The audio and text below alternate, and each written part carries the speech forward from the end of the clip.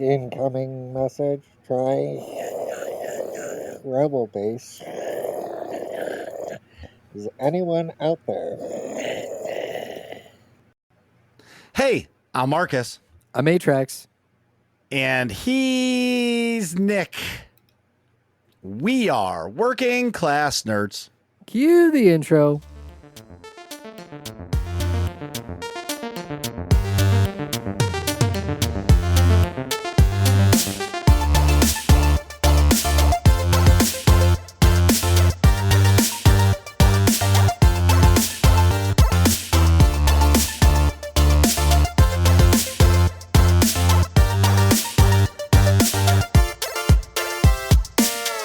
That's right, we're Working Class Nerds, the podcast that gives you no information about your favorite information.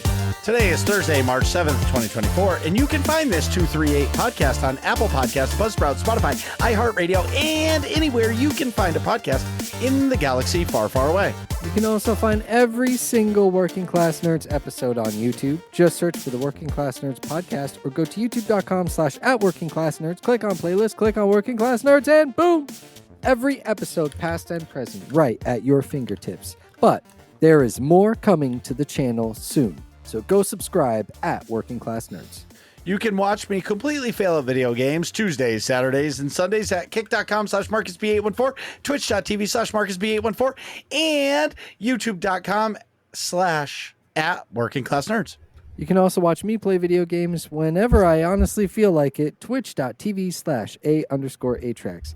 And you can check out Dorito's new creative writing project about the search for deafening silence in our Discord. The link is in the show notes, and it is getting spicy, especially with the destruction of the Rebel base. You can find us all on social media. I am at MarcusB814. I'm at Atrax_A. And he is at Nick Vern. That's NICKVERN. In this week's episode, we are reviewing Last Epoch with Obi. 11th Hour Games was nice enough to send us some review copies of the game.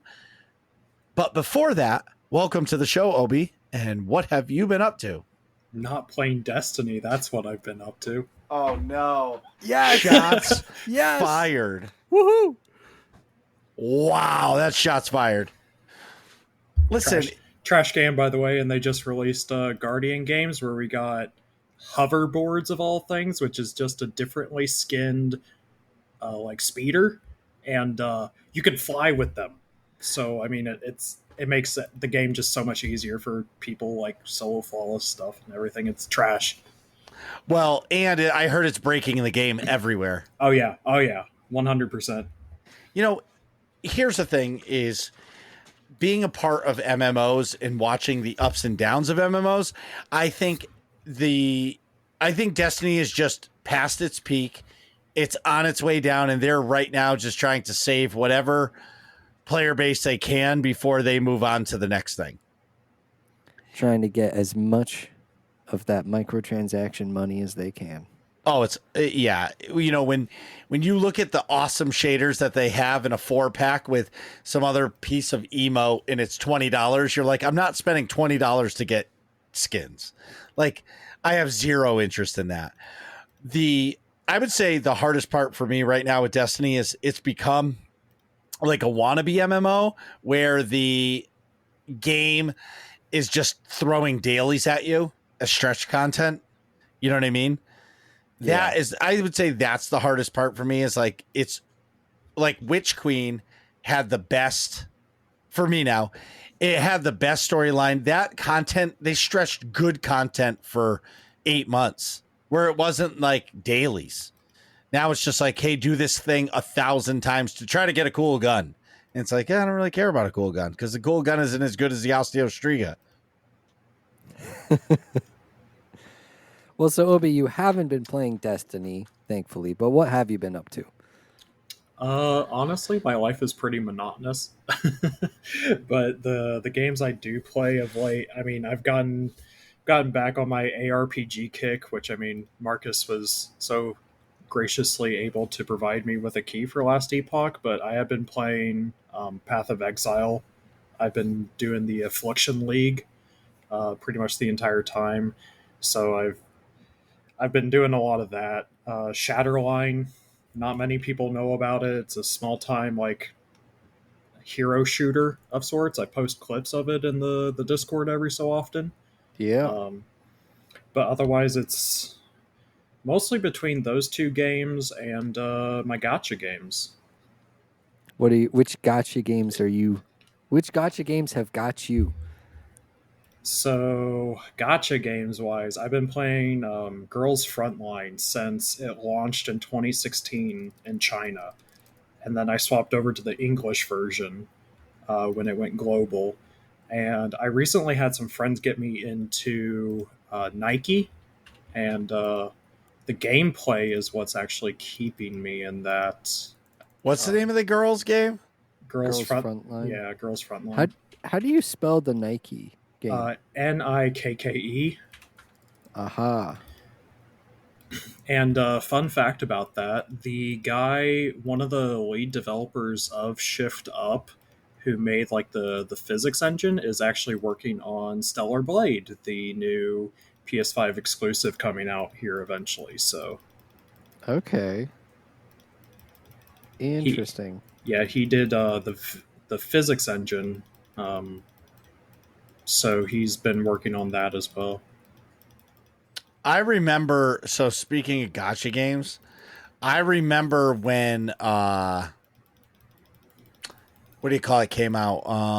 Genshin Impact. I remember that because that was back when like Breath of the Wild was really the first Breath of the Wild was popular, and Genshin came out, and Obi was up for a whole weekend, like basically straight playing Genshin. I remember that because I played it for like a day, and he's like, "Oh, I've already discovered the entire map." Yeah, especially when Dragon Spine came out, I kind of 100%ed it within 24 hours. Wow. But I quit after Inazuma came out, so I'm like so far behind in that game now. Yeah, moved on. Did you ever play Tower of Fantasy? That was the one gotcha game that I tried and kind of got into that I enjoyed those more like Genshin. I also played Honkai Star Rail. Oh, That I was have pretty fun too. so many friends that are into Honkai. It's crazy. But Tower of Fantasy, I signed up for it, but I never actually installed it. Okay. Yeah, I've only played Genshin. I've played Genshin a little bit and was like, "Oh, this is fun," but yeah.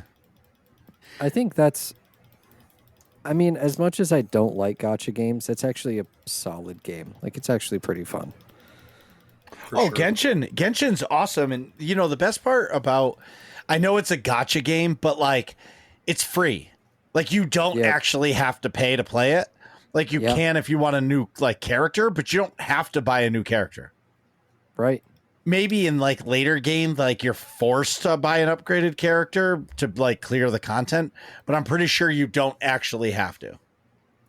And that's another thing I like about Nike as well. It's very free to play friendly, like extremely free to play friendly. It's pretty good. Once you do hit a certain point, though, kind of later into the game, honestly, you do kind of need, like you said, to get multiple of like one character.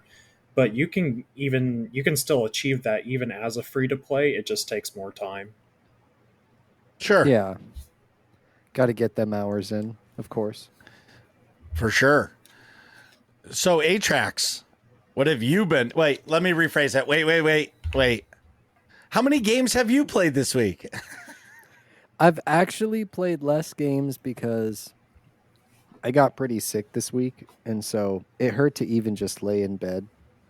That kind of sick, which Ooh, so you're like I was just gonna say like scale of 1 to 10. Like 1 is like rough cold, like man flu, and then 10 is like done. I'd give this one like a 7.5, somewhere in there. Okay, that sucks. It was like Friday I was fine. Saturday morning I woke up like, oh my goodness, I'm definitely sick. Like not oh maybe I'm getting sick. It was like stuff, like nose completely stuffed, and it just got worse from there. And then Saturday night I Yeah. was just mad aching. Like it hurt so much to just lay in bed, like I said. So tossing and turning and stuff. I tried to sit at my computer and get stuff done. Like we mentioned, I got review keys for the last Epoch, so I was Sure. playing it, I was recording it. I was trying to get that done, but I was also sick. So like, it was not fun. Recording anything vocally was just out of the question. I get that. But that being said, I still got to play some Last Epoch, which we will talk about later. I also downloaded Elden Ring again. Yes. Chicken's Rule is coming to town. I didn't realize I had like my original save, and then I had a couple other random saves for some reason of different classes. And then I saw all the way at the bottom of the list was this level 21, completely naked with a giant greatsword in their hands. And I thought, oh, this is the playthrough. Yeah, this is it. And it had beaten Margit, the first boss, within 4 hours. And like I said, just a naked level 21 with a giant greatsword It's not on okay. their arms. It is not okay. And so I started running around the castle. And Stormville? yeah, and I got fooled by the guy that was like there were a bunch of messages around this one little guy standing next to the gate, and they were all like liar ahead. And so the guy was basically saying, I can open the gate for you, but it's better if you just crawl through this hole in the wall and walk around. Mm-hmm. And I was like, Oh, nah, him. dude, just open the gate, man. I'm not falling for that crap. And so then he opened the gates, and I tried to walk through the gate, and I got killed by a bunch of Arrows? arrows. Yeah. So I was like, oh yeah, that's unfortunate. But but I plan to. That was just to kind of get back into Elden Ring and test myself and whatnot. I'll start recording it or streaming it or something because 'tis the season for Elden Ring. Of course, getting ready for the launch of the expansion. I can't wait. Like everybody else is. So I can't either. That's going to be really exciting. I'm excited for that. Do you remember that? I can't remember that Italian Souls-like game that we played. Yes, Anatria, the last song. I'm in the closed beta for it. Okay, so there's another Souls-like game. I don't know if it's that one, but they were slated to come out. They released their release date. And Yes. when Elden Ring announced that it was the same exact day, they came Yeah. out and they were like, hey, we're not going to release our game on this day because we want to play Shadow of the Erdtree 2. We're going to delay it a little bit. We'll They're talk like- to you in a couple months. We understand the hit that this would take, and also like to people able to play our game and our launch, but also we kind of want to play it too, so we're going to delay the release by it was only like a couple weeks too. It wasn't like a whole month. I think it was Sure. 3 weeks. Yeah, but that's acceptable. But yeah, and they were like transparent about it. They're just like, "Hey, this is how it is," and the community responded with, "Yeah, all right, we get it." Well, they were probably like, well done, buddy, because if we had to choose, it would not be your game. Right, exactly. Like it's just that's facts. It is what it is, right? Titanfall 2 moment. Right, exactly. Pretty much, yeah. Um, So that's been exciting. yeah, I'm hoping I'm done with the base game by June. That's what I'm hoping sure. for. Yeah, like I don't know, man. If you make an effort of it, Well, then I've been you'll get playing it, done. but the problem is I'm enjoying just exploring. Like I could go to all, excuse me, I could just fast track to all the locations. I was hoping to say that I was level 69 tonight, but still level 67. Oh, unfortunate. That's not so nice. Yeah, you'll get there, Marcus. It's okay. I think Mm-hmm. I ended my playthrough at like level 80 or something like that. I don't know. So you're kind of getting there, unless you've leveled a bunch and you haven't gone through. Dude, Well, I don't know. I'm hours and I'm like 50 plus hours in this game, and I'm nowhere near the end of this game. Like All right, I am fair enough. like I'm still like traveling around the Lake of Liurnia.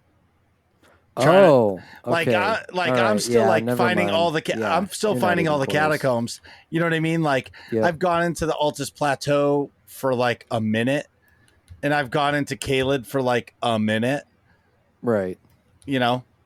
Yeah. Anyway, Yeah, I gotcha. what else is going on? But I've also so before I fell ill, kind of Saturday night ish, somewhere in there. I got to cast some more Counter Strike Confederation matches, which has been a lot of fun. The CSC media team has been on one. Games are getting streamed multiple times a week. We're having multiple streams. The B stream and the C stream have gotten used so far this season. So that's been super awesome. It's been a lot of fun getting to cast with different people and just kind of grow that type of entertainment skill, if you will. Because, I've been doing live streaming on Twitch and appearing in other people's streams and stuff like that for 4 years now. But I haven't really gotten to do like color commentary or play by play or anything like that in a little Mm-hmm. bit more focused way. So this has been a lot of fun. And shout out to all the awesome observers out there who are putting on the show, doing the actual behind the scenes production and stuff like that. But that's been a lot of fun. Go check out the Counter Strike Confederation if you're interested in a beer league. Already, we've had a member of the community, Gronkin, Mm-hmm. 87. He went over there and he's been killing it. Also, part of the media team doing pick'ems for pick'em events for the match nights. So that's been dope. Shout out to the CSC. CSConfederation.com. Can join the Discord, check out all the teams and franchises and tiers, get all the info, all that good stuff. Holla. And now we've come to that time. In Game of the Month news.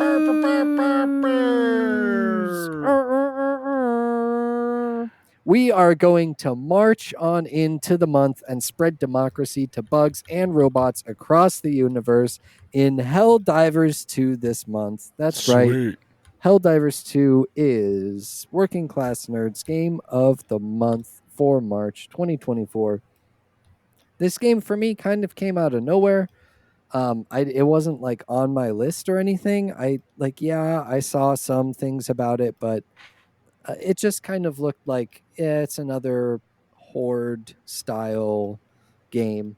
But all of a sudden, like a bunch of my friends started playing it, and they're like, "Yo, you got to try this. This is super fun." And it is. It's a lot of fun, and it's so ridiculously over the top. I describe it like a Michael Bay movie, but a video game, and actually good. So like the intro cutscene is really funny, and there isn't really a storyline other than you are a hell diver fighting for Super Earth to spread the democracy of Super Earth. And there's robots, there's a robot faction, and there's a bug faction, and you're fighting against both of them. And it's a kind of unique style of game because the developers take on the role of planning out these attacks on these different planets. There's a big galactic map, and there's like the sector that the robots are taking over. There's the sector that Super Earth owns, which are like all the Helldivers, like everybody playing Helldivers, the players.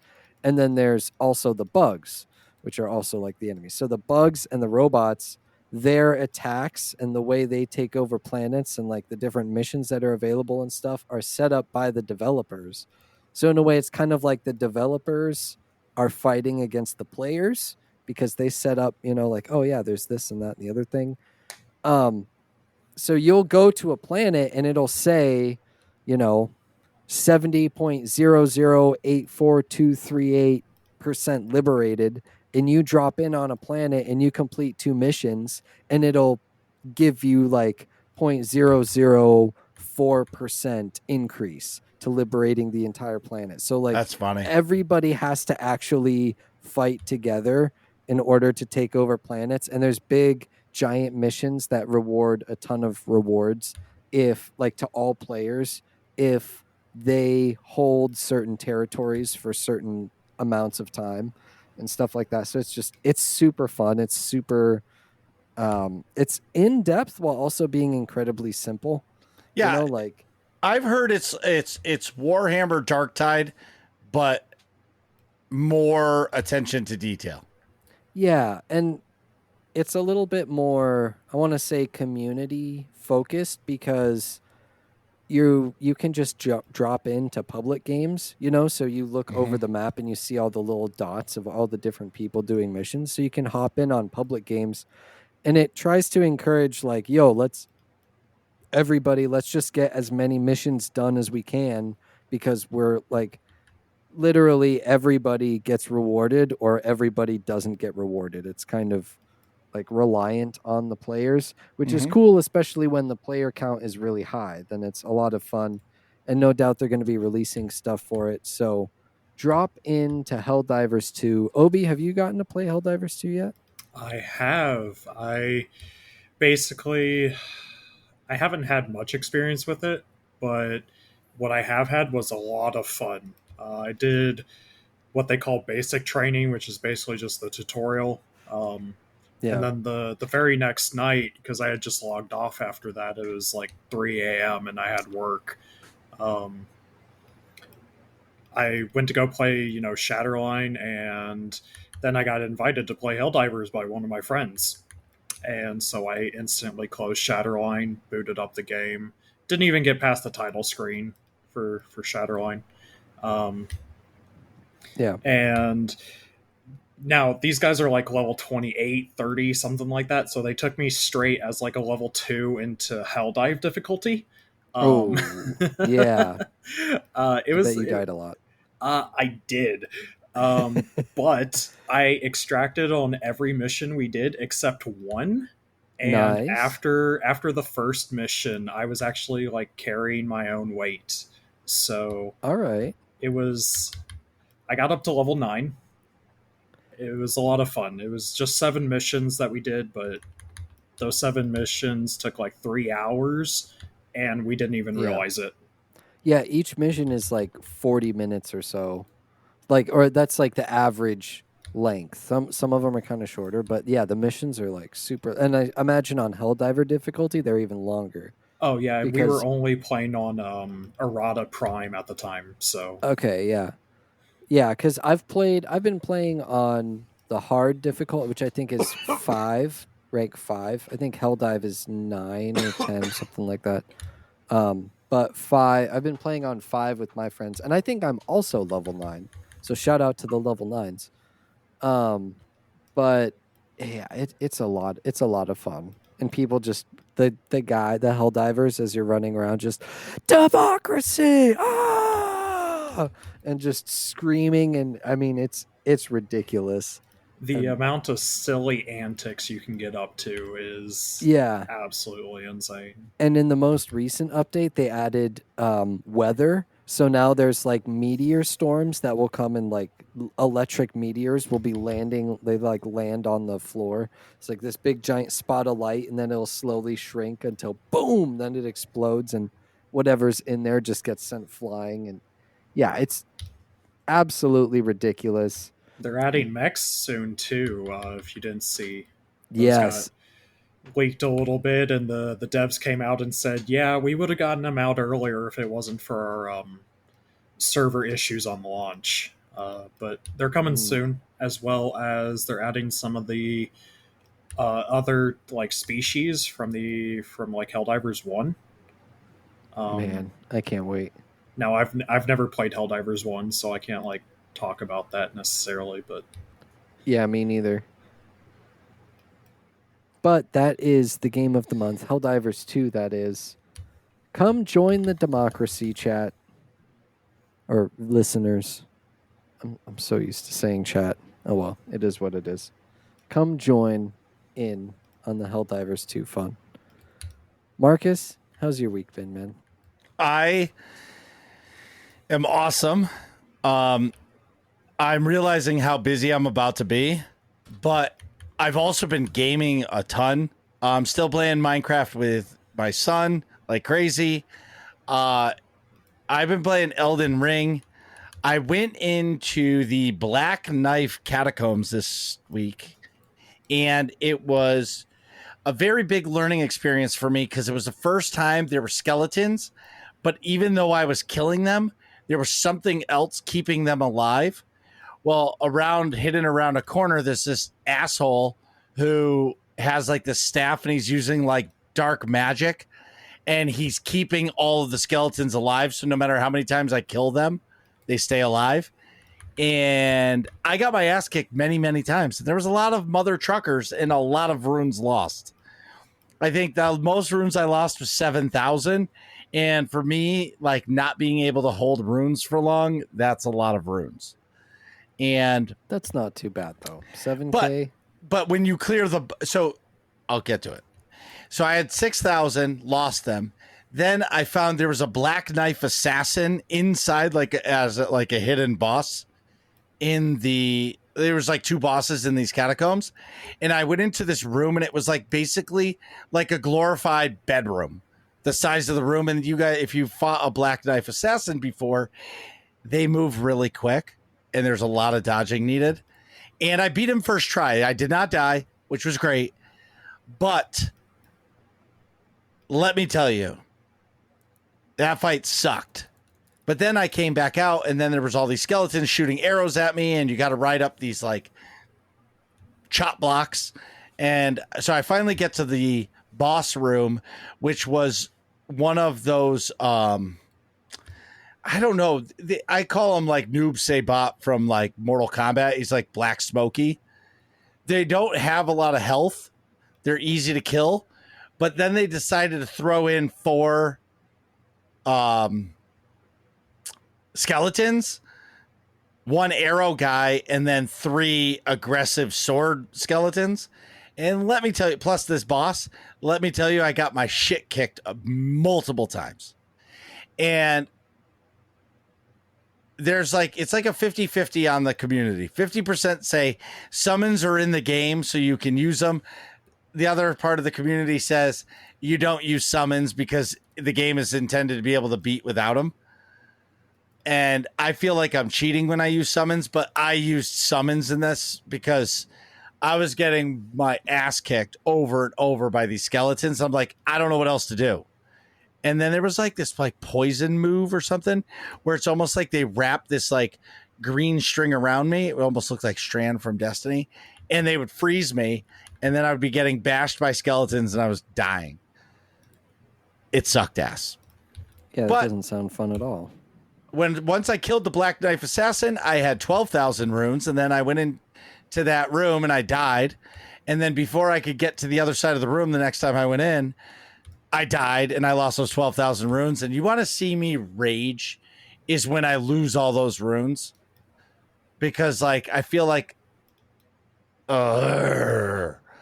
But I will say at the same time, my skills are definitely getting a little bit better. I'm definitely getting used to taking a couple steps back and using my moon veil and then going in for a couple extra slashes and backing up and doing it again. But I'm realizing there's no way I have enough of the blue bar, whatever it's called, the magic power. Oh, FP? FP, yeah. Yep. I don't have enough of the FP to keep doing it. So, like, I need to upgrade that next. You know what I'm saying? I need a couple more levels on that to, like, raise it up a little.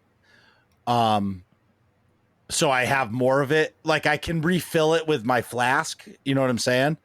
Right. But at the same time, like, I suck at the game, so I don't want to reallocate too many of those flasks for magic when I need them for health because I die so much.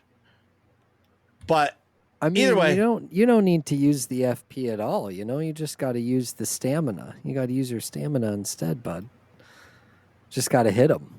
Forget the magic.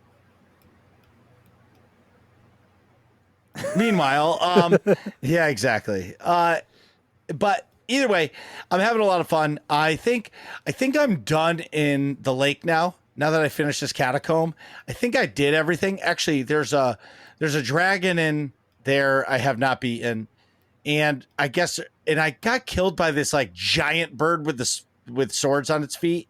I did not beat that yet, but I don't think that's necessary. But this is the point of the game where they don't tell you where to go. So I'm kind of like, I like a little bit of direction. That's what I liked about killing God when I killed Godric, right? That was his name, Godric the Grafted. They like you opened up the Stormvale door and you're in the lake, and I was like, all right, this is the next area I got to be in. But now after the lake, it's like we're not telling you where to go. So you can go to the Altus Plateau or somewhere called Caelid, and it's one or the other. Caelid is actually meant as one of the more end game areas of the game. So isn't the Altus Plateau. From what everybody says, after the lake, the difficulty level really ramps up. Oh yeah, 100%. If you do go to Caelid, there is a way to get just like a shit ton of runes for free. You're talking about the sleeping dragon? Yeah, the mother dragon. She's not sleeping. She's actually just like straight up dying, war and all. But yeah, she gives a lot. It's like 50k, 60k. So that would level me up once or twice. But still, yeah. So I need to do that. But I don't like a game that I like an open world, but I like somebody say, hey, you should go here next. Because I went to the Altus Plateau, and let me tell you, that shit was hard. Like I was getting, like I felt like, okay, I really need to get my levels up to be able to get my health bar up, because I was getting hit by this one guy. One hit was 3/4 of my health, and I think my health level is at 30. So like I'm like, am I not supposed to get hit or? Yes. Oh, well, I know that, but dude, I'm not that good at this game. You'll have to be. I know. It'll make you good. Yeah. So either way, I'm enjoying that. But then, so last week, so as you guys know, I'm obsessed with wrestling again. Like I'm an 8-year-old boy. So I pre-ordered WWE 2K24 and it came in yesterday. And like last night was straight up like the first time since I've had kids where I got told my wife, all of my kids, or all of them, both of them, and my son, like tomorrow, Wednesday, we are playing this game all night. Like there's no other game. There's nothing else we're doing. We're getting home from work. We're putting on our pajamas and we are playing wrestling all night. Because I haven't played a wrestling game since WrestleMania for the Nintendo.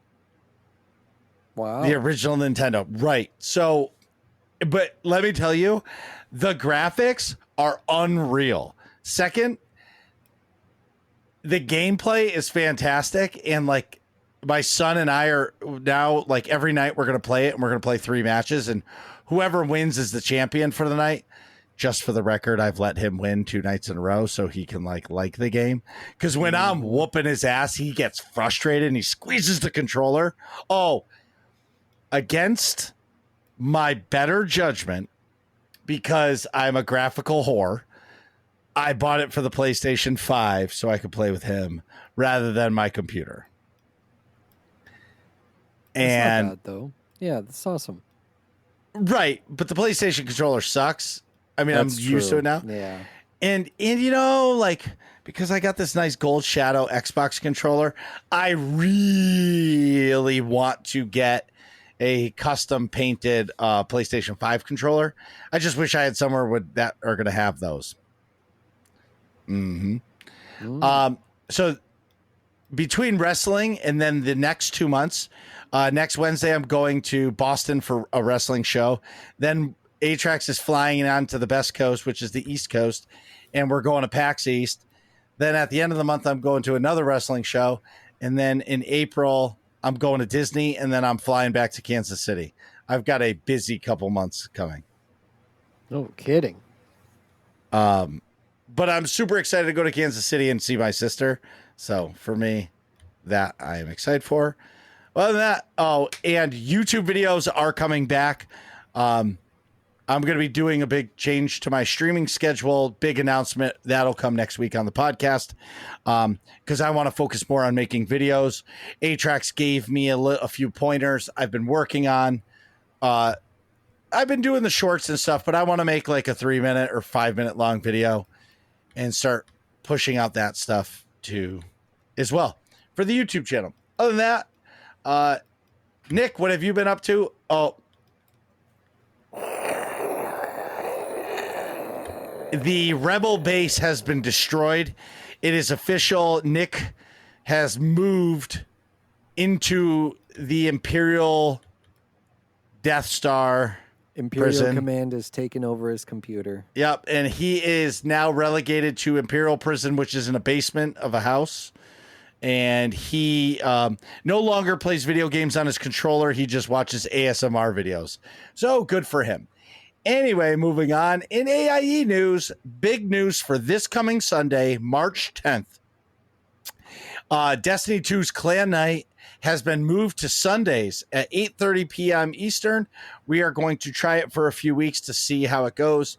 I'm just finding that with hockey and gymnastics in my life, Tuesdays are getting a little difficult. So we are moving Clan Night to Sunday nights for a little while, or we're just going to try it. I haven't decided yet, but we're going to try it this Sunday, see how it goes. It might just go back to Tuesdays. Who knows?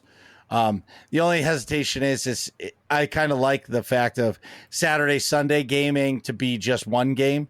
So I don't have to play two, because if I leave off in Elden Ring at a good spot because I'm tired on Saturday, then I want to get back in there right away, and I don't want to have to break it up with a different game.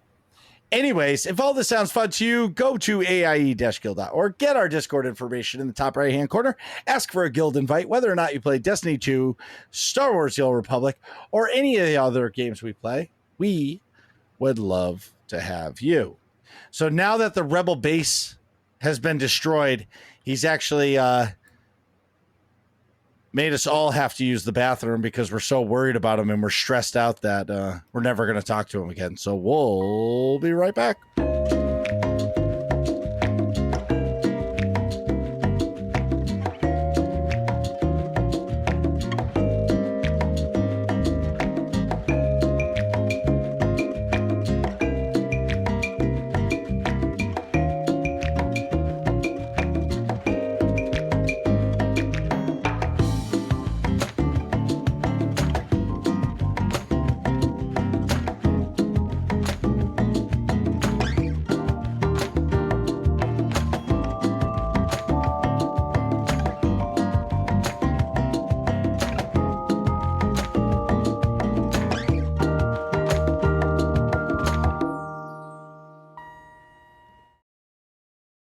And we're back. So today we are talking about 11th Hour Games release of their Action RPG Last Epoch 1.0. Last Epoch is a loot-based top-down action RPG with 15 different mastery classes, over 120 skills with their own customizable and transformative skill tree, and over 300 unique items, each with its own build-defining powers. Last Epoch is available now. The 1.0 has been released. They have a deluxe and ultimate editions, offering unique items and extras at an incredible value. I don't know how much they cost, but I know the base game's $40. 35. 35? Yeah, Yep. Perfect. 11th Hour Games sent us some review copies. I personally am not a top-down RPG guy, me Marcus, but I know Obi loves them, and he's a big part of our community, so we wanted to get him in it, and he loves endgame things, and Atrax plays every game. If it's a video game, if it starts with a V and the second word starts with a G, he's playing it. So, Atrax, do you know anything about 11th Hour Games? Yeah, so I have their little excerpt here. 11th Hour Games was founded in 2018 by diehard action RPG gamers with no previous industry experience. So That's interesting. They were newbies. They wanted to build a new kind of ARPG that rewards experimentation, encourages collaboration, and eschews oh man, I just should have read this. Egregious monetization. There it is. Yeah, get rid of that monetization. We love it. Initially launched via Kickstarter, Last Epoch has sold over 1 million units in early access on Steam It's a copyright of 11th Hour Games LLC, all rights reserved, all that good stuff. So they own it. It's a group of people with no industry experience that wanted to build a game, and I mean, I'm fully here for it because after I've played about 15 hours so far, and it's top tier. I like it. It's a lot of fun. My initial thoughts of not playing it, but watching like people play it and the gameplay, the graphics are incredible. Yeah. And hearing that they created this game and they have no industry experience, congratulations. Mm-hmm. Honestly, sounds like another game that released this year. You know, no industry experience. Pretty sure everyone knows Pal World. Yeah. Yeah. And, again, in, Last Epoch is everybody's talking about it. It's awesome. So both of you, what are your initial thoughts? Like good game, bad game? What, like right out of the gate, how did you guys feel? I'll let Obi go first. It has promise. Definitely coming from it. It's definitely one of those games that's very much trying to follow other games' footsteps while balancing those aspects. So it's very much like if you took Diablo 3 and Path of Exile and kind of blended them together in in a good way, not a bad way. It's not overly complicated like Path of Exile, but still offers a lot of customization and viable options. A lot of options, in a lot of these games just aren't viable. These options are viable. Sure, there's meta, but I mean everything goes. But it retains some of the simplicity of the Diablo series as well. Yeah, I would agree with that. For me, like right off the bat, I felt that the progression, I'm not going to say it's slower, but I felt I needed to think about it more because like in Diablo, from the difference between level 1 and level 5 feels like so much because you get like some better club or whatever that just does so much more damage, and oh man, I'm getting an extra 50% damage with this next skill level up or something like that. And we're like, oh, if I stacked all of them, then I get an extra 100% or something like that. Whereas in this game, it feels like the percentages increase are like less. It's only like 10 health points. It's only like 1 or 2%, but it still feels somewhat meaningful. Like I feel like when I'm progressing through areas, I see the damage numbers going up, so I know that like they're you know they're like I'm actually doing more damage, and I know that my stats are going. I don't know. It's hard to kind of explain, but it doesn't feel like as big of a gap now. But I enjoy it. I like that where I have to kind of think, oh, okay, well, it's not just what do I want for this skill point. It's like what do I want for the next 5 skill points? Sure. Where do I kind of want to go?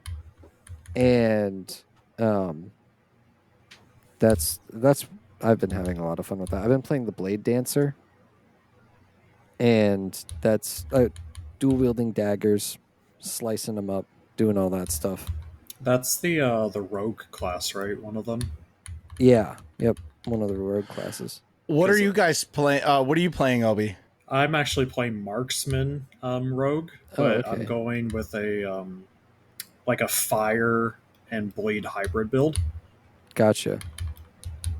I'm kind of like swapping between things. Like I just respect my decoy into going from like a kind of a tanky thing into more of a damage. Um, I'm level 66, and I'm almost done with my first monolith. I'm actually playing right now. Uh, The okay, so other than I can't not say it, execute order 66. Would you say the leveling process is smooth throughout the game, or do you find it to be super grindy? Are there ways to purchase your way to level up faster? No, all microtransactions in the game are purely cosmetic. They can be a little expensive on the microtransaction side, but I mean that kind of follows a lot of the free to play, ARPG mindset where they that's all the support they really get, um, like post launch and everything. But starting out in the game, it's really slow. Like I legitimately almost quit for a little bit just because of how slow it was, but I decided to push through. Um, it gets a lot faster kind of mid game from like level 10 to 50. It's pretty quick and then slows down heavily after that. Once you get to like level 65 ish, it takes a little bit. Yeah, but that's normal. What's max level? 100. 100. And now, is there a story behind it, or is it, you know, or is it just, hey, go here, kill things, and move on to the next area? That's how The I played it. Yeah, the story is very disjointed, if you will. They decided to go with the decision to do kind of like a time traveling story, so you don't get a lot of context in between various missions. It's like, oh, you got to go kill this guy. Here's what he's doing. But also, you're abandoning the story from other timelines, essentially, and it's kind of jarring. It makes more sense once you get to the end of the campaign. Yep. Okay. And once you hit the end of the campaign, is it like your typical ARPGs where you're just grinding through harder content to get better gear? Yes, Okay. very much so. And is there going to be raids in the game or any big time group content? That's unknown at this time. Um, they're probably going to expand the end game for sure because a lot of people have already started running out of things to do. Okay. But Yeah. that'll come in due time. Well, we can only see, honestly. They haven't said anything about it. And we also have to remember, like we read in the intro about the studio, they don't have industry experience.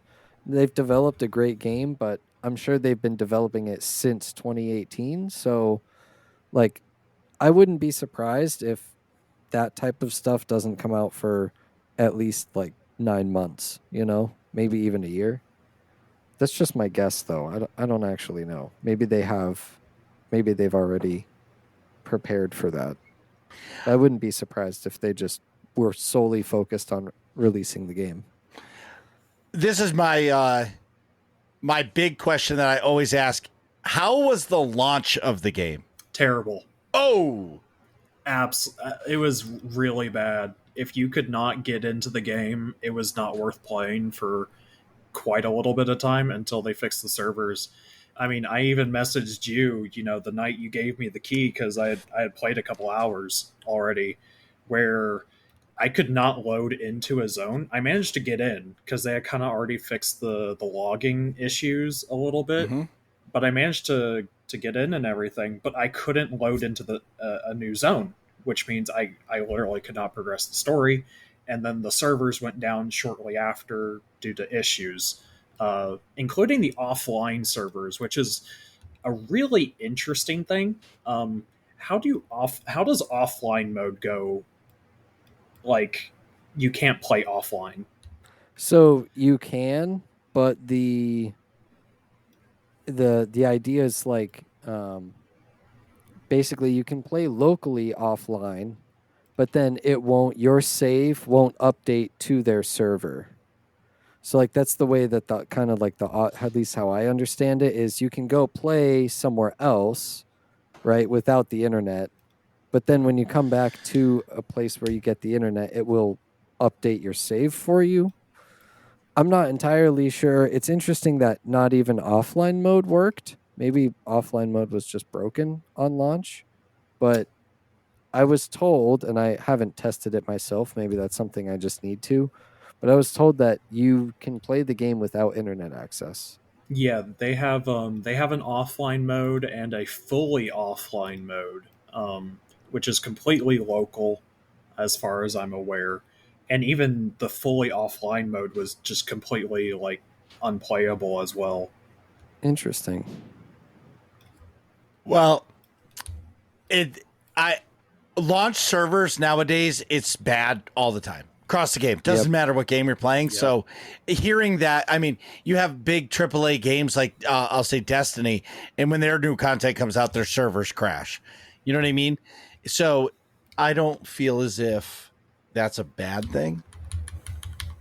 It's Yeah. okay, but it's not a bad thing. But you still want them to get it better. So would you guys say the servers are better now? Oh yeah, 2 weeks later? 100%. Yeah, for sure. They definitely, that like weekend after I messaged you and everything, I did get my character back, by the way. It was just a temporary deletion, I believe, or some server issue. Sure. But servers definitely did get better. They're very stable now. Um, some people, like very very few people, still have issues, but it's good now. That's fantastic. What graphic settings are you guys using on the game? Max, Yeah, Max. always. Yep. Okay, well, you never know. Yeah. And I will say one small gripe. I'm not sure where to put this, but one small gripe I have is, you know how like you fill out your mini map? Mhm. When you fast travel, it clears all of that out. This is the most annoying thing to me ever. I hate Or even it go so into an much. adjacent zone. Yeah, like- and there's no reason for it to like clear the map in all the towns. Like all of the local areas, I have to fill out every single time I travel back to town, and it like I don't have to, but because I know where stuff is, but it just drives me crazy that like a majority of the maps don't save your map progress, or just maybe, if I don't know how mini maps work, how that UI works, but just make it an item that you can get in a zone that will give you the map to the zone or something, like like just I hate how it resets every single time. Yeah, my OCD demands I fully uncover a map or full clear a map. Yeah, Even exactly. even if it's not needed, like I'm speed leveling, I'm still gonna full clear a map. Yep, absolutely. That sounds like it's a bug, not a feature. No, some games have it like that. Remnant 2 is a really good example, and it's Yep. very annoying because they made that stupid change from Remnant 1 where if you're also playing co-op, your map is supposed to like share, and Yeah. in Remnant 2 it doesn't. Mm-hmm. It drives me crazy. I hate it. What is the party size in the game? Is it I actually 4? don't know. It might be 4. I think Okay. it's 4. I play solo self-found, so I don't do trade or anything with other people. It I is just up kind to of play 4. the game. Okay. I looked it And up. could you guys explain the progression tree?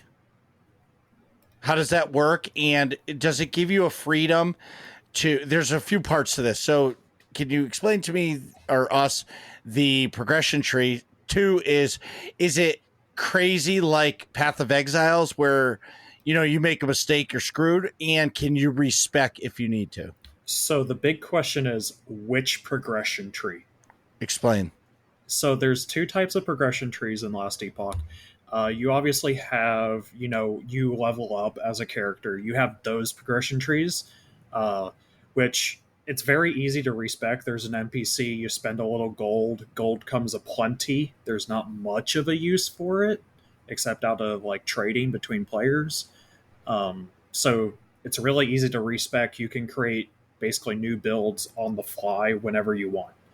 Um, and then the other progression tree is your skill trees.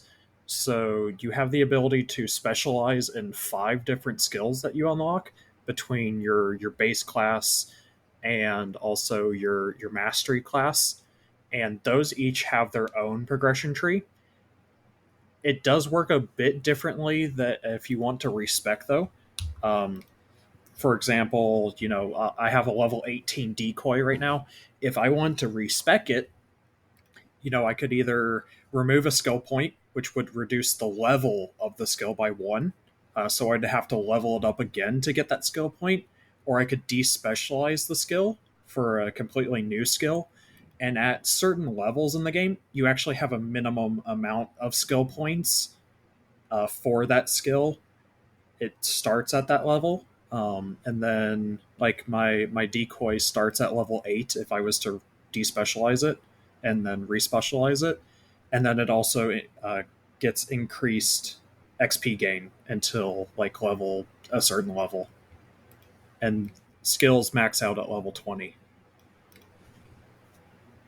Interesting.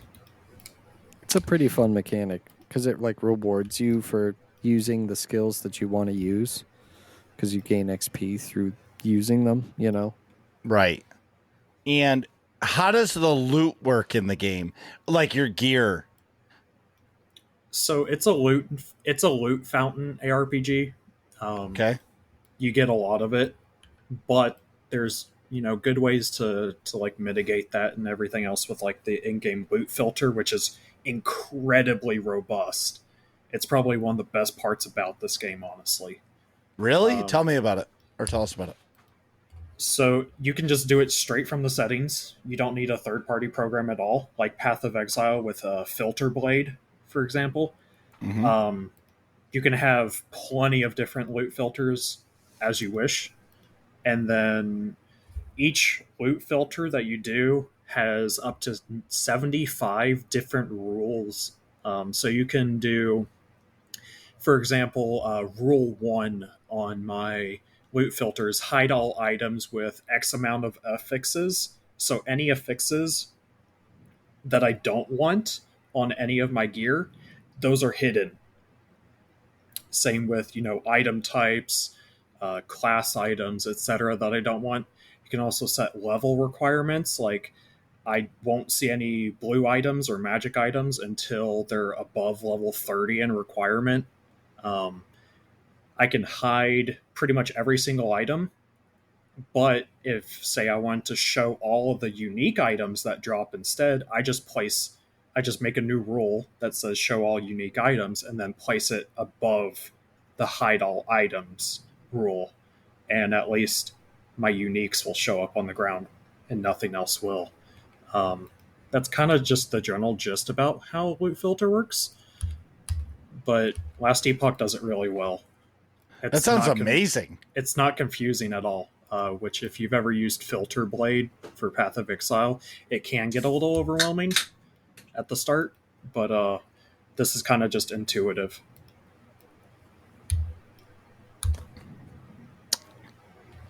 Atrax. I don't have a whole lot to add on the loot filter. I think you covered it pretty well.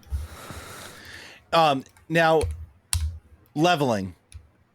When you guys are when you're leveling through, how long does it take you to go from your base class, which is your rogue, to go into your subclass? Like 5 hours, maybe. Maybe. Maybe. I honestly didn't pay that much attention to the story. I'm not gonna Yeah. lie. Yeah, me neither. You honestly do get it pretty early on in the game, if I I'm think it's level remembering 10, right? somewhere around there. Depends on how you play, honestly. But at the start of the game, once you get to like the main town, save the dude, get back to town and everything, I think that's when you get teleported into a different timeline where you can actually get your subclass. Okay. Oh yeah, that's right. It's story. It's tied to the story. I forgot about that. Yeah. Is there crafting in the game? Yes, and it is very fun. Mm-hmm. All right. So where do you get all the materials? Just from drops?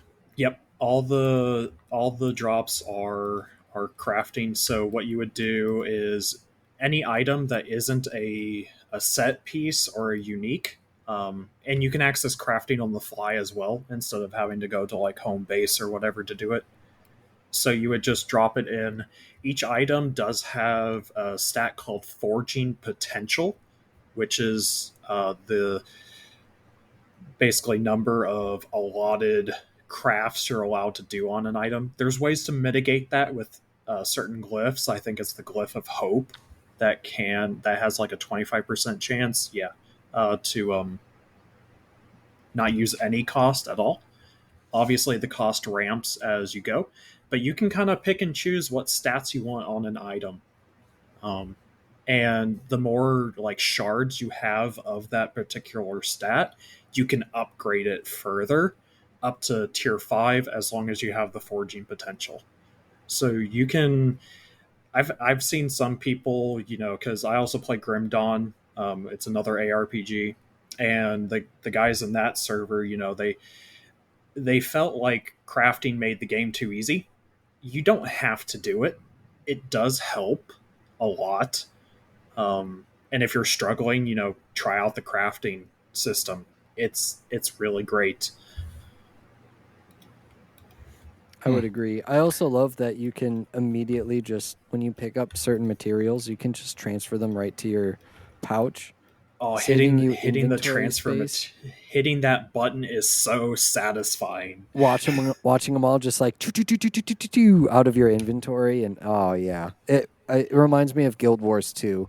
There's a materials storage in Guild Wars 2 as well, and after like a good 10-15 minutes of running around looting stuff, and then you have all this random crap in your inventory, and you're trying to sort it out because you're out of inventory space, but you see that there's like one little spot here and there and every which way, and just click the button and oh man, I love it. I'm going to circle back to crafting. Now, can you do it on the fly, or do you have to go to, I'm going to call it like a crafting table or a separate area, or back to your base to craft?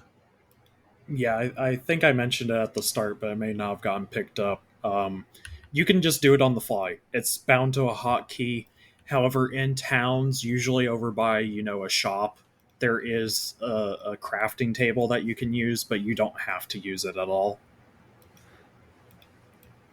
Okay. You can craft whenever and wherever. You find a really honestly shitty piece of gear that drops on the ground, but you think you can make it better. You can just do that right then and there. You don't have to fiddle around with going back to town or anything. Which, tracking back onto the mini map thing, if you go back to town and then come back, your mini map progress resets too, which is extremely annoying because you're already in that zone. I hate it so much. It drives me crazy. Any loading screen clears your mini map. I'm just oh well.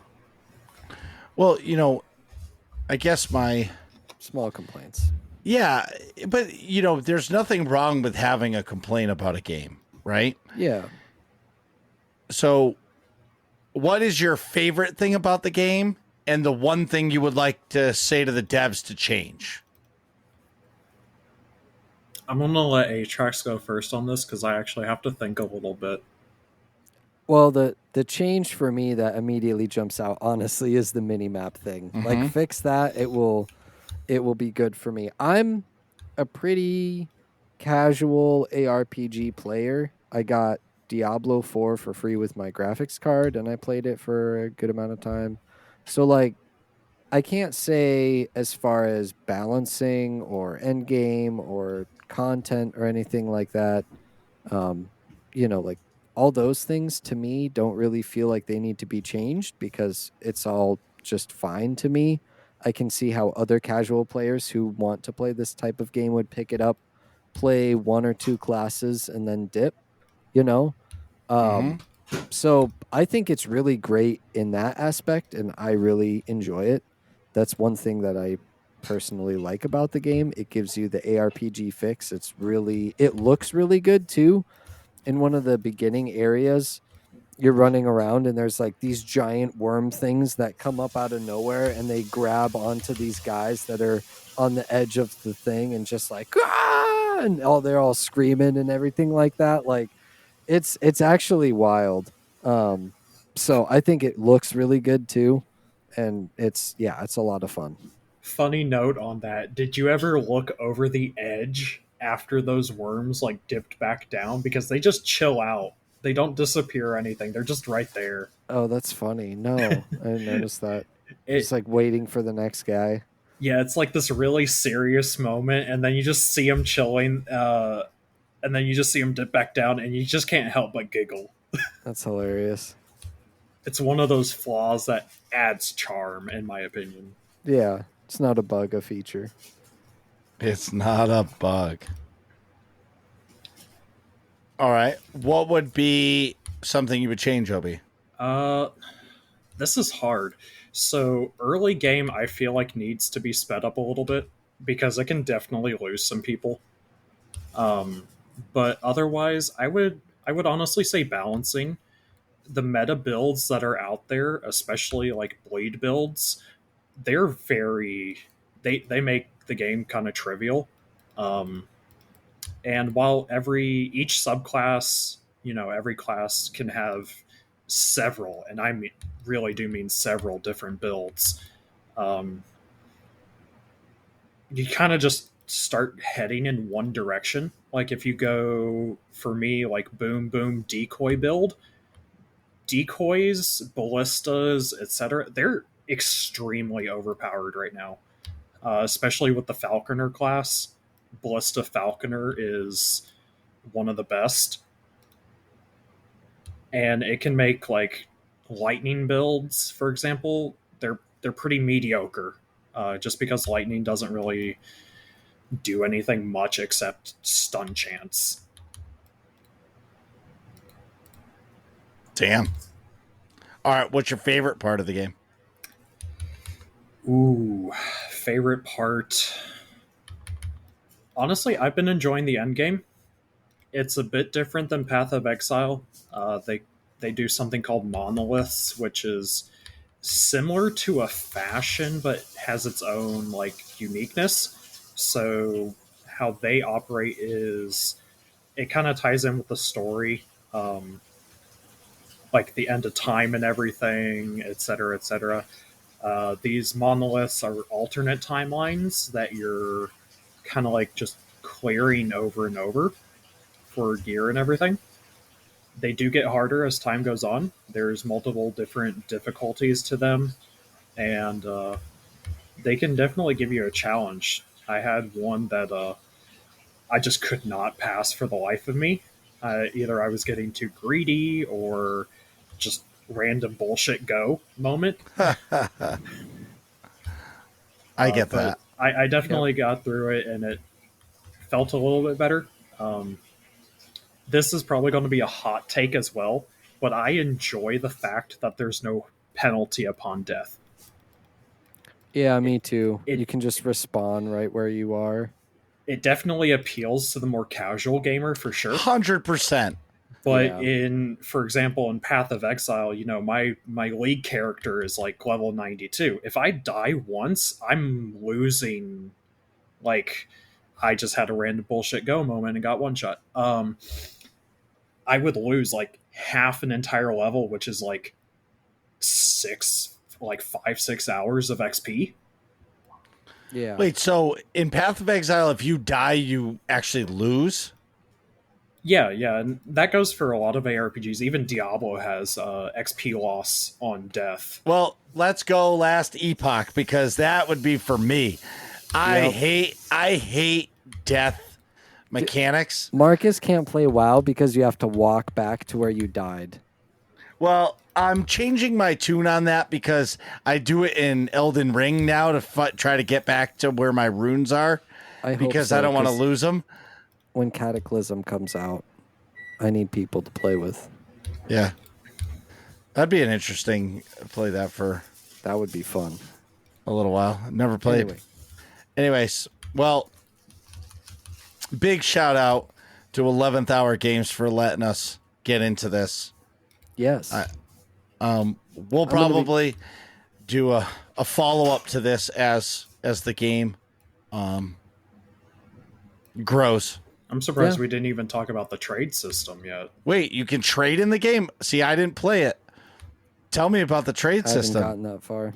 Okay, you haven't gotten that far? Well, So, I don't normally like in ARPGs. I don't normally trade anyway. So I haven't. Gotcha. I guess I haven't gotten. I shouldn't say I haven't gotten that far. I'm sure that I have access to the trading, but like I haven't gotten far enough to where I've considered trading anything because it's just like all my gear. I'm just like either scrapping or selling or like I'm not there yet. yeah. So trading is definitely unique in this game, and I find it as a bonus because it appeals to all players and how they want to play to a fashion. So you do have the two factions. You only get access to trading closer to the end of the game or the end of the story, anyway. It's in the final town that you really get access to it. So the two factions, there's Circle of Fortune and then Bizarre something. I don't remember the name. Circle of Fortune appeals to the solo player aspect of the game. Um, you can't trade with other players like normally through like a marketplace or anything. It's about finding items and everything else on the ground. It's kind of unbalanced right now, where it's kind of just the de facto best trading option in the game, just because you get so much loot. Makes the grind a little bit pointless, if so to say. And I'm not sure how the other faction works, but I've heard that it's pretty easy to just get things from other players, especially. And with how the economy is right now, there's no like super inflation or anything, so it's pretty cheap too. I, anytime you put extra stuff in there for quality of life and less grinding, hey, you could buy this X off me and just give me this. Perfect. That used to be my favorite thing about SWOTOR is you could just trade with somebody. Yeah, the other faction is essentially a bizarre, like a GTN, if you will. Right. That's pretty cool. Anything else you want to add, Obi? No, I think that's it, honestly. Shout out to 11th Hour Games. You guys are awesome. Yeah, thank you so much. I'm going to keep playing the game. We'll keep talking about it. I have like I said, I was sick, so I couldn't record my ending to my video, but I do have the first hour of my game experience, and I talk about it a little bit. And actually, it's funny because Marcus, you call me like right in the middle of it. I'm like, oh, hold on, Marcus is calling. Hold up a second. Yeah. Yeah, so that's coming out soon. As soon as I just get to recording that ending, but we will definitely be talking about it more. Again, shout out to 11th Hour for the key. Hey, Marcus, do you know what time it is? It's time for working class questions. It's working class questions.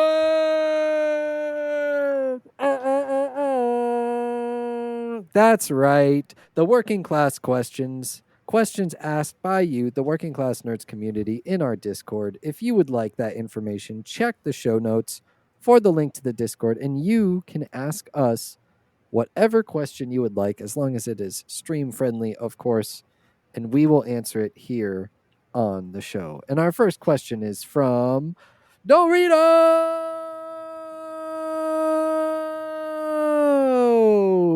Doritos asks, when playing a game to provide a review, what snack goes best?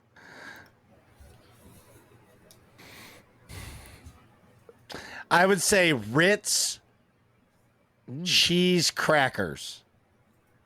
Okay. Because you can shove one in your mouth and just eat it. You know what I mean? Like, Yeah. it's not messy. It's in a package. You get 6 in a package. I think that's a go-to. Like the Ritz stacks, you mean? Like those? Yeah. I don't know. They're just Ritz crackers in like a package. They have 6 of them, and it's 2 Ritz crackers with like the fake cheese in the middle. Gotcha. I'm going to give kind of a joke answer just because I want everybody to picture this from now on. Whenever whenever I review a game, I get some cheese out and a glass of wine, and I sit there and I just, yes, it's time to review a game. Sip my wine and play the game. Wonderful controls. Oh, the graphics. Oh my goodness. When you're providing a review, you got to go fancy. What about you, Obi? So I have a couple go-to snacks. Apples and cheese, definitely. I love my Gala apples, especially, and my medium sharp cheddar cheese. Perfect pairing. People think I'm weird for liking fruit and cheese, but it's like, have you never tried it before? And Cheerios. I do like my Honey Nut Cheerios. I'll have them in a cup. I don't like picking things up with my hands, so if I eat at my desk, which is like all the time, I'll do it with like silverware, or snacks I'll do like chopsticks for. But for cereal items, I'll do a cup, and I'll just like pour it into my mouth. Yep, I do that at work. We have like a Cheez-It container dispenser at work, and just into a cup. Oh yeah, it's good for gaming. Well, You don't that's wanna get fantastic. your hands dirty. That's fantastic. Second question: headphones or earbuds for gaming, and why? Oh, you know my answer to this one, Marcus. I do earbuds all the way. Bit of an audiophile. I'm kind of into that space. I daily drive the Moondrop Arias with a JDS Amp Plus and DAC Plus. Wonderful setup. About $300 total. Top tier. I use my Studio Audio Technica headphones. I like it because they cover my ear, and I don't hear really anything out there, and they're comfortable. Yeah, for gaming, I would say headphones because it's, I don't know. I generally think of like sitting there. It also adds to the look, good old gamer look. You got the headphone little Leia cinnamon rolls on there. I just have bad luck with earbuds that I get too much outside noise. That's fair. That's I wear very earbuds fair. all day at work too, so when I'm home, it's nice to not have them in the ear. I don't know. Sure. See, headphones hurts my ears though after a while, so that's why I went earbuds. There you go. Favorite homemade chip dip? Guac. Homemade guac is primo. You can't really beat guac, but spinach artichoke dip also goes very hard in the paint. Yeah, it's a good one too. Buffalo chicken dip for me. I make that shit all the time. It's so good. All right, like buffalo red. I don't know. I cook chicken and I shred it. Okay. And then I use hot buffalo sauce and cream cheese and cheddar cheese and mix it all together. And it's like a paste, and you scoop it up and eat it on a chip. But believe it or not, if that's not technically a chip dip, like technically, because it's like really thick, French onion dip. Boom. I was also going to say if you have like homemade smoked salmon dip, that's also really good. Like cream cheese, sour cream, smoked salmon blended up. That's good too. Or queso. I usually default to a queso. Oh, that's always good too. Yeah. Like, Get the Velveeta out. can we just say that all dips are good? Yeah. Like, even if you're not a fan of the dip, like, you'll still try it because it's a dip. Especially if it's homemade. Right. Oh, for Homemade chip dip is the way to go. Yeah. All right, Doritos also asks, preferred gaming posture, sitting in a computer chair, standing at an adjustable gaming desk, or lounging on the couch. First of all, what sort of crazy gamer stands at a desk? I actually know a few people that do. Me too. Master Wabbit does. He stands. What? Dude, it's good for you. If you got used to it, you would love it. I know people that stand and they love it. I can't stand it. Go. But I sit at a computer chair. Yeah, I love my gaming chair. But I find myself that I never like. I know people that like lean back in their chair and like sit back. I can't. I lean forward. Yeah, me too. I'm the classic C-shaped gamer. Right, except when I have a controller in my hand and then I can still like back up a little bit, but I still find myself leaning forward. The most shocking person I know was Free Ride. He sat in a recliner couch chair and he streamed for fucking hours. Keyboard and mouse, a mouse on like a plate on his like armrest on a desk. On his couch, I mean, and he had the keyboard on his lap. That's what's up. I used to do that at a friend's house because he only had like a leather recliner in front of his TV. All right. Doritos asks, what restaurant has the best cheeseburger you've had? It and be a bacon cheese. It can be a bacon cheeseburger as well. Oh, this is an easy one for me. I'll let you guys go first. I have to think about it. Okay, so there's this place in Kansas City, Missouri. I don't know what the place is called. I can't even think of it. It'll come to me. But you go into this place. It's all retro pinball machines, and it's a bar. And you go in there and they got these two dudes that have this tiny little room and they're cooking burgers. These things are the greatest cheeseburger ever. Like anytime I go to Kansas City, I'm going there to get a cheeseburger. And all right. I took my kids there and they're big burgers. My kids destroyed the burgers. They were like, whoa. And I don't know if it's because the beef is so fresh there. I don't know. But oh my God, is it amazing. All right. I'll have to say, out here on the coast, there was a McMinimans that used to make really, really good burgers. They're no longer there anymore, but I remember they used to have really, really good burgers. It was kind of like a brew pub, McMinimans kind of style. Gastro, I guess would be what, gastropub? I don't know how to describe it. But, you know, they made beer. They had good burgers. And, they had one. It was called the Bacon Blue Burger, and it was like a it had blue cheese on the inside, so that when you would like bite into it, it was all crumbly and melty. It had bacon on the outside, and oh man, that was so good.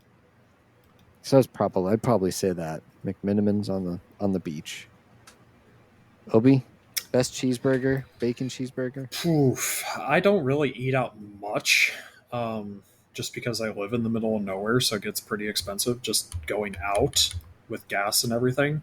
But outside of my own burgers, because obviously those are going to be top tier, the one time I went to South Carolina, I went to the Beacon down in Spartanburg. Now that is a place. It's like an old school, like very, very old school type diner restaurant. And it's very greasy, like incredibly greasy. Expect bathroom for like the next 3 hours greasy. But it is some of the best food ever. And you get a massive amount of it. When I went, you could get a plate you could get like their all the way burger and everything with fries and onion rings. It was like $15, but it was like 2 pounds of food. Ooh, and that's nice.